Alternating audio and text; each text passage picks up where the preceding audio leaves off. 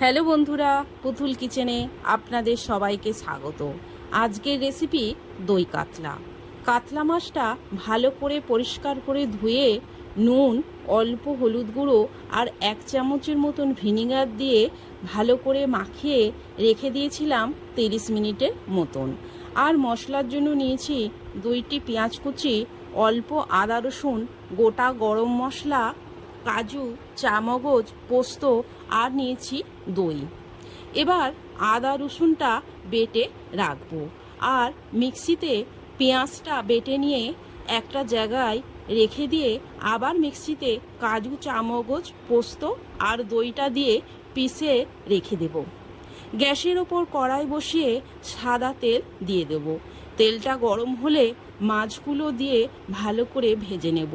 মাছগুলো খুব লাল করে ভাজবো না। দেখুন বন্ধুরা, ঠিক এইভাবে ভেজে নিয়েছি। এই রান্নাটা আমি সাদা তেলে করছি। এবার তেলের মধ্যে 1 চামচের মতন ঘি দিয়ে গোটা গরম মশলা ফোড়ন দিয়ে আদা রসুন বাটাটা দিয়ে নেড়ে পেঁয়াজ বাটাটা দিয়ে ভালো করে কষিয়ে নেব। কষানো হয়ে গেছে, এবার স্বাদ মতো নুন, লঙ্কা গুঁড়ো দিয়ে আবার মশলাটা কষিয়ে নেব। এবার দই, কাজু, পোস্ত যে মশলাটা বেটে রেখেছিলাম সেইটা দিয়ে দেব।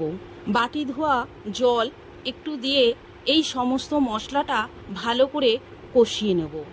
এবার অল্প চিনি, 2টি কাঁচা লঙ্কা দিয়ে নেড়ে পরিমাণ মতন জল দিয়ে চাপা দিয়ে দেব 2 থেকে 3 মিনিটের মতন। এখানে গ্যাসটা লো টু মিডিয়ামে রাখবো। 2 থেকে 3 মিনিটের পর চাপা খুলে মাছ ভাজাগুলো দিয়ে 2 মিনিটের মতন ফুটিয়ে নিয়ে কসুরি মেথি আর একটু ঘি দিয়ে নেড়ে নামিয়ে দেব। যদি আমার এই রেসিপিটা আপনাদের ভালো লাগে তাহলে লাইক, কমেন্ট ও শেয়ার করে দেবেন।